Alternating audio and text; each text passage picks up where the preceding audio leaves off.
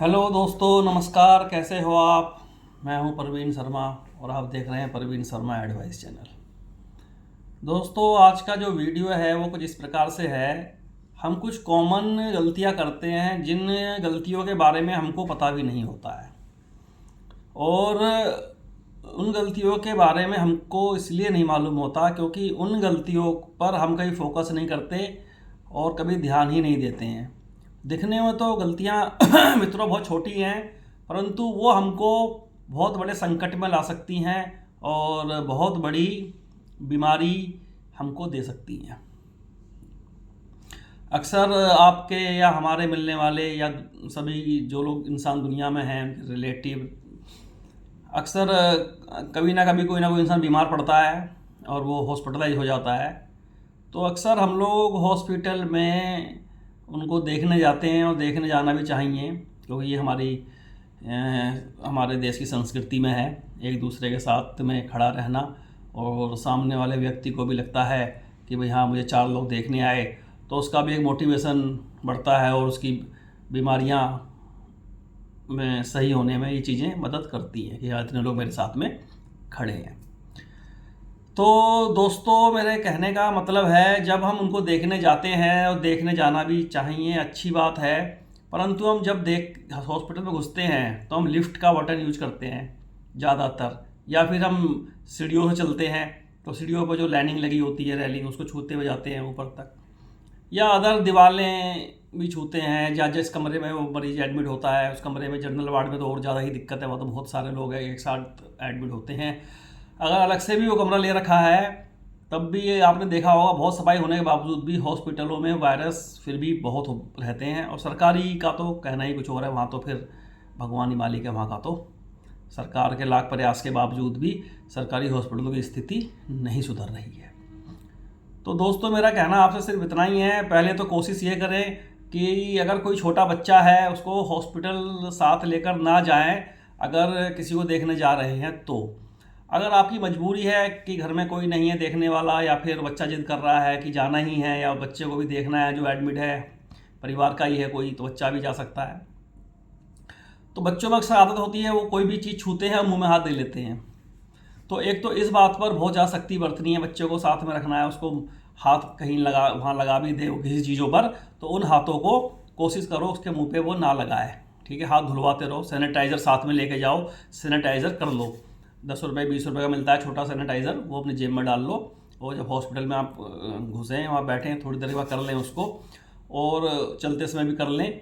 और सपोज करें कि किसी भी प्रकार की कोई चीज़ छूने के बाद उन हाथों को अपने मतलब होठों तक या मुंह पर ना लगाएं धोखे से, और उन हाथों से जब तक वो सही तरीके से वॉश ना कर लें तब तक कोई भी चीज़ ना खाएं, उन चीज़ों से ना किसी को खिलाएं। तो आपको ये करना है, हॉस्पिटल जाना कोई गलत बात नहीं है, जाना पड़ता है। आपने देखा होगा अक्सर हॉस्पिटल में डॉक्टर जब पेशेंट को देखते हैं, बार बार देखते हैं, तो अपने हाथ सैनिटाइज़र करते हैं। क्योंकि ये चीज़ मैंने सन 2017-18 से मैं ये सब देख रहा हूँ कि डॉक्टर्स लोग जो हैं अपने हाथों को सैनिटाइज़र करते हैं। लेकिन एक आम आदमी सैनिटाइज़र को तब पहचाना है जबकि कोरोना आया। उससे पहले बहुत सारे लोग इस चीज़ को जानते ही नहीं थे, आम लोग इन बातों को नहीं जानते थे, गाँव में तो इन बातों को जानता ही नहीं था। तो वैसे तो हॉस्पिटल के अलावा भी अगर हम कहीं बाहर जाते हैं और बाहर से भी आते हैं बाइक स्कूटी चला के, अपनी कार चला के, कई लोगों से हमारे हाथ मिलाना होता है, हमारा ना चाहते हुए भी हमको हाथ मिलाने पड़ जाते हैं। तो खाने से पहले कोई भी चीज़, क्योंकि जब तक वो हाथ आपके नीचे लटके हैं कुछ नहीं, नुकसान जल्दी पहुंचाएंगे, लेकिन आज भी ध्यान नहीं रहता है। कुछ लोगों की आदत होती है मुंह पे हाथ ऐसे करके कर देगी, तो वो हाथों में जो वायरस हैं वो हमारे मुंह में चले जाते हैं। क्योंकि हॉस्पिटल के अंदर बहुत तरीके के वायरस होते हैं, टीबी के वायरस हैं, हेपेटाइटिस के भी वायरस हो सकते हैं, और उसके अलावा बहुत सारे लोग छींक देते हैं वहाँ पे, और तो उनसे भी वायरस लग सकते हैं। पहले मास्क लगा के जाने की भी कोशिश करें कि हॉस्पिटल जा रहे हैं तो मास्क लगाएं, वैसे चलो और जगहों पर ना लगाएं भली, लेकिन हॉस्पिटल जा रहे हैं तो कोशिश करें कि मास्क लेकर जाएँ, सरकारी हॉस्पिटल में विशेषकर। और सैनिटाइज़र ज़रूर साथ में रखें जब जाएं, और उससे पूरा आपको मिलेगा। क्योंकि अनगिनत टीबी के वायरस हैं जो कि दीवार पे भी चिपके रहते हैं, लंबे लंबे टाइम तक मरते नहीं हैं। कोरोना वायरस तो आप सब समझते ही हैं, वो अभी कोरोना भी ख़त्म नहीं हुआ है, कोरोना है भी, लेकिन वो अब हम लोगों पर उतना असर कर नहीं पा रहा है। कोई इम्यूनिटी बॉडी में बन चुकी है उससे लड़ने के लिए। तो दोस्तों बहुत सारे अनगिनत तरीके के वायरस हैं वहाँ पर, जो कि हम लोगों को पता भी नहीं होता है, और न जाने अनजाने में उन बीमारियों को हम अपने साथ ले आते हैं। हमसे कोई इन्फेक्शन की बीमारी है, कोई खुजली की बीमारी है, जिस पे उससे पहले उस कमरे के अंदर कौन सा मरीज एडमिट था, उससे पहले कौन था, उससे पहले कौन था, अब कौन है। सफाइयाँ होती हैं सब ठीक है, लेकिन फिर भी एक एक कोने को झाड़ फाना सब बहुत मुश्किल काम होता है, इतना आसान नहीं है। हर तरीके के मरीज वहाँ आते जाते रहते हैं अस्पतालों में, तो रिस्क बहुत ज़्यादा होता है। तो आप जब हॉस्पिटल से अपने घर आएँ तो पहले तो कोशिश करें कि भाई किसी चीज़ को ना छुएं, घर की सीधे आते अपने वॉशरूम में जाएँ, अपना वॉश करें हाथों को, मुंह को, और वो कपड़े भी कोशिश करें धुल दें, धुलने में डाल दें, सुबह धुल दें, रात को आए हो तो। बच्चा साथ में गया है उसका पूरा हाथ मुंह धुलें, ढंग से पैर वैर धुलें और तब सोएं। और वैसे भी हम नॉर्मल ज़िंदगी में भी अपने घर पर आएँ कभी भी, तो बिस्तर पे कभी भी बिना पैर धुले, बिना हाथ मुंह धुले बिस्तर को इस्तेमाल ना करें। कुछ लोग होते हैं घर से बाहर से आए, वो गंदे पैर हैं, चप्पलों में जूते में जैसे भी आए वो उन्होंने सीधे ही बिस्तर में चढ़ गए। खासकर चप्पलों में जो लोग बाहर घूमते हैं उनकी बात विशेष कर है। जूतों में तो फिर भी व्यक्ति के पैर शुद्ध रहते हैं, साफ़ रहते हैं। और कोशिश ये करें कि घर से बाहर जाने की जो चप्पलें हैं, जूते हैं, वो अलग रखें, घर के अंदर घूमने वाले चप्पल जूते अलग रखें। घर के बाहर ही ज़्यादा बड़ा काम नहीं है ये बहुत छोटे छोटे काम है। 2 जोड़ चप्पल ले लें, जो एक चप्पल सिर्फ घर के अंदर ही यूज होंगी, और एक चप्पल अपने घर के बाहर ही रखें। जब आप घर से कहीं बाहर टहलने को निकलें तो उन चप्पलों को पहन लें और उनको फिर बाद में अपने वहीं उतार दें, ठीक है ना। जूतों का भी ऐसा ही करें कि जूतों को घर के बाहर ही उतारें। मतलब बाहर का मतलब ये नहीं बिल्कुल बाहर, घर में जगह होती है स्टार्टिंग में, वहाँ रखें उनको, अपने बेडरूम तक ले जाने की कोशिश ना करें। तो ये छोटी छोटी जानकारियाँ हैं, और ये जानकारियाँ काफ़ी लोग जानते भी होंगे, ऐसा नहीं है।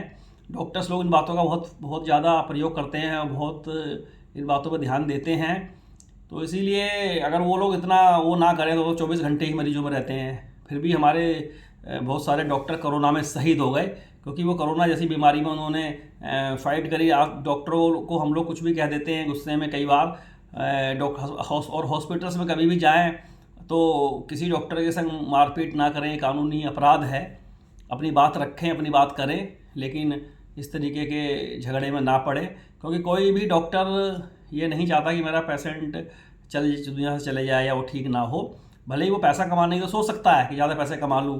वो 1-2% डॉक्टर ही ऐसे हैं जो हॉस्पिटल में गलत काम करते हैं, तो उनकी गलती से चले जाते हैं पेशेंट। उनके अंदर अब जो गलत काम वो करते हैं हॉस्पिटलों में, वो टेक्निकल बातें हैं, उन बातों को मैं नहीं बोलूँगा, नहीं तो बहुत सारे लीगल इशू हो जाएंगे। अगर किसी ने वीडियो देख ली वो बातें अगर मैंने इसमें बोली तो आप लोग समझदार हैं। तो ऐसे डॉक्टर्स 1-2% ही, ऐसे हॉस्पिटल बहुत कम हैं, तो ऐसा तो कोई करता नहीं है। बाकी डॉक्टर्स का प्रयास तो ये होता है कि मेरा पेशेंट जो ठीक हो जाए, ताकि हमारे हॉस्पिटल की बदनामी ना हो। और हॉस्पिटल्स वालों से भी एक रिक्वेस्ट है, वे रिक्वेस्ट ही कर सकते हैं इन लोगों को, हम आदेश तो दे नहीं सकते, हालांकि आम पब्लिक सब कुछ होती है। और मेरा नेताओं से भी रिक्वेस्ट है, जो स्वास्थ्य मंत्री होते हैं वो भी समय समय पर हम आम पब्लिक की तरफ से मैं बोल रहा हूँ, तो वो अपने सरकारी हॉस्पिटलों में ज़रूर एक बार जा कर के निगाह मारें और वहाँ की स्थिति को देखें कि कौन सी दवाई वहाँ उपलब्ध है, कौन सी दवाई उपलब्ध नहीं है। क्योंकि अक्सर सरकारी हॉस्पिटलों में जब भी कोई एडमिट रहता है, हमारा भाई या हमारी बहन या हमारा परिवार का कोई भी व्यक्ति या फिर हमारी आम पब्लिक, तो उनको हमेशा वहाँ पर परेशानी का सामना देखना पड़ता है और उनकी सुनवाई नहीं होती है। तो इमरजेंसी वाला पेशेंट है, उस पर ध्यान ज़्यादा दें। अगर कोई इमरजेंसी थोड़ी कम है उसको भी देखें, लेकिन इमरजेंसी वाले को तत्काल देखें। और जो रात के डॉक्टर्स लोग होते हैं सरकारी हॉस्पिटलों में, क्योंकि दो गरीब आदमी के पास पैसा नहीं होता है और ना कोई ऐसा मेडिकल क्लेम होता है, ना कोई मेडिकल उसका हेल्थ इंश्योरेंस होता है, तो वो बेचारे इंसान वो भी हैं। तो वो लोग 90% जो गरीब आदमी है वो सरकारी हॉस्पिटल में भागता है, तो जाके उनके हाथ वहाँ लगती है निराशा। तो मेरा आपसे अनुरोध यही है, जो स्वास्थ्य मंत्री होते हैं हर राज्य के और हमारे देश के स्वास्थ्य मंत्री जो केंद्र से हैं, वो इन बातों का ध्यान दें। क्योंकि देखो आम पब्लिक ही आपको सीट दिलाती है। जब तक आम पब्लिक वोट नहीं करती है तब तक आपकी सरकार नहीं बन सकती। सरकार तभी बनती है जब आम पब्लिक वोट देती है, क्योंकि बड़े लोगों को तो समय नहीं होता वोट देने का। सबसे ज़्यादा वोटिंग मीडियम वर्गीय और आम पब्लिक करती है, आप गरीब आदमी करता है। अब 5 किलो 10 किलो राशन तो सरकार दे रही है उनको, लेकिन मुझे लगता है कि वो पर्याप्त नहीं है, उससे कुछ नहीं होने वाला। राशन के साथ साथ कुछ मेडिकल सुविधाओं को भी हमें बदलना पड़ेगा और मेडिकल की जो करप्शन है उस पर भी ध्यान देना पड़ेगा। क्योंकि सरकार, मुझे लगता है कि डॉक्टर्स के सामने, और सभी डॉक्टर की यहाँ पर मैं बात नहीं कर रहा हूँ, जो डॉक्टर्स काफ़ी डॉक्टर हैं और काफ़ी तरीके के जो मेडिकल हैं, इन मेडिकल क्षेत्र में सरकार कुछ कर नहीं पा रही है, और पता नहीं क्यों नहीं कर पा रही है। काफ़ी तरीके के, मैंने पहले भी वीडियो में बोला है, बहुत सारे लोग ऐसे भी हैं जो डॉक्टर हैं ही नहीं। चलो, जो डॉक्टर है उसकी बात तो एक अलग है। कुछ लोग ऐसे भी हैं जो कि यूट्यूब पर भी वीडियो बना रहे हैं और लोगों को गलत तरीके से बरगला रहे हैं और गलत ट्रीटमेंट कराने की उनको राय दे रहे हैं।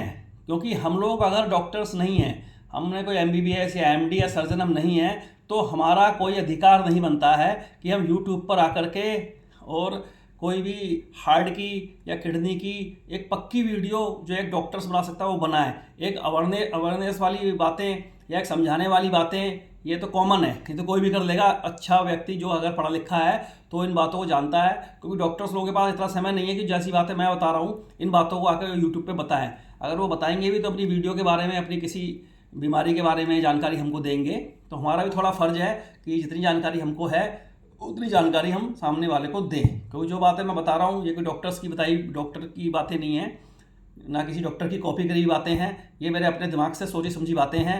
क्योंकि मैं ज़्यादातर जो वीडियो बनाता हूँ, भले मेरी वीडियो मैं उतनी अच्छी नहीं बना पाता हूँ, क्योंकि मैं कोई प्रोफेशनल यूट्यूबर नहीं हूँ, लेकिन मैं जो दिल में मेरे भाव होते हैं, जो सही बातें होती हैं, जितनी मैं जानकारी रखता हूँ, उतनी बातों को मैं अपने ही शब्दों में नॉर्मल तरीके से बना देता हूँ। ना मेरा कोई स्टूडियो है कि मैंने कि बहुत ज़्यादा स्टूडियो कैमरे वैमरे लगा रखे हैं, कोई तैयारी वारी में कुछ नहीं करता हूँ। मैं विदाउट तैयारी के जो मेरे दिमाग में आ जाता है, इस खोपड़े के अंदर सब कुछ भरा रहता है, वो मैं आपको नॉर्मल शब्दों में बता देता हूँ बस। तो दोस्तों, मेरा कहना यही है, अगर ये बातें आपको अच्छी लगी हों और सही लगी हों तो इस वीडियो को लाइक और सब्सक्राइब ज़रूर करें। क्योंकि ऐसी गलतियां बहुत लोग करते हैं, और गांव क्षेत्र, ग्रामीण क्षेत्र लोग तो हमारे बहुत ज़्यादा करते हैं। वो हॉस्पिटल जाते हैं, जहाँ भी जाते हैं, खेतों में कहीं भी जाते हैं, गंदे उनके हाथ होते हैं, उन्हीं हाथों से वो रोटी चावल सब खा लेते हैं। उसका नतीजा ये होता है, हमको इन्फेक्शन हो जाता है, या हमारे शरीर में गलत बैक्टीरिया चले जाते हैं, या गलत वायरस चले जाते हैं, जिससे कि हम बीमार पड़ जाते हैं। अब ये बहुत कॉमन सी बात है, कोई भी पढ़ा लिखा आदमी इस बात को समझ सकता है जो डॉक्टर नहीं भी है। लेकिन बहुत सारे पढ़े लिखे लोगों को भी मैंने देखा है इस प्रकार की गलतियां करते हुए।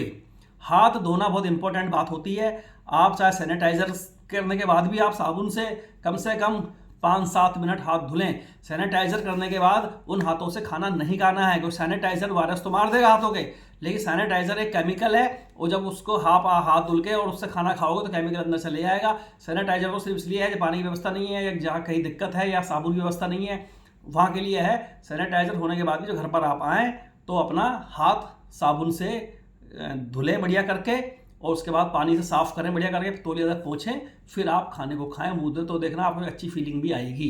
और गंदे पैर लेकर कभी ना सोएं, और गंदे पैरों को हमेशा सही तरीके से साफ़ करके ही बिस्तर पर लेटें। बिस्तर साफ़ सुथरा रखें अपना, बिस्तर गंदा नहीं होना चाहिए। उसकी चादर डेली धुल ली चाहिए। चादरें 2-3 रखो, बदल लो, आज ये डाल ली कल वो डाल ली, इस तरीके से चादरों को चेंज कर लेना चाहिए। या नहीं है तो उसी चादर को धुल लो। जो आपका सोने वाला बेडरूम है, जिसमें चलो गेस्ट रूम होता है, जैसे कि जिसमें कमरे में बना रहा हूँ बैठ के वीडियो, मेरा गेस्ट रूम है, यहाँ तो लोग सोते नहीं है, तो यहाँ तो कोई बात नहीं, चलो हमारी एक चादर पड़ी है बढ़िया धुल के साफ बिछी हुई है, तो हफ्ते में बाद धुलवा दी, फिर बिछवा दी, कोई मेहमान आ गए तो इसमें वो लेट सकता है। तो जो घर छोटे हैं, तो वो घर जिनके घरों में जगह कम है, वो लोग तो बहुत साफ़ सुथराई से रखें, और बिस्तर में बैठ के कोशिश करें कि खाना भोजन भी ना करें, क्योंकि उसमें बिस्तर पर खाना गिरेगा तो फिर वो चीज़ बिस्तर सोने के लिए होता है, और उस पर अच्छी नींद आपको तभी आएगी। तो दोस्तों, वीडियो को शेयर और सब्सक्राइब कर दें। वीडियो में फिर मैं और बातें भी जोड़ता चले जाता हूँ, वीडियो लंबी होती चली जाती है, क्योंकि आप लोगों से जब मैं बातें करना शुरू करता हूँ तो मेरी बातें ख़त्म नहीं होती हैं। जानकारी मेरे दिमाग में आती रहती है। जो बात जानकारी कहीं से भी आ जाती है, दूसरी भी पक्ष की जानकारी आती है जो वीडियो से संबंधित नहीं है, मैं वो भी कवर कर देता हूँ। तो मेरा मतलब ऐसा नहीं कि मुझे कि बहुत हाई फाई यूट्यूबर वाली वीडियो बनानी है और लोगों को वो करना है, या मुझे यूट्यूब से बहुत पैसा कमाना है ना। मुझे सिर्फ अपना एक थोड़ा सा नाम करना है देश हित के लिए, कि हाँ भाई देश हित में मैं कुछ मदद कर पा रहा हूँ आम जनता की। क्योंकि अभी हमारे देश में बहुत सारे ऐसे लोग हैं जिनको जो जानकारी मैं देता हूँ अपने यूट्यूब पर, उनको वो जानकारियाँ भी नहीं हैं।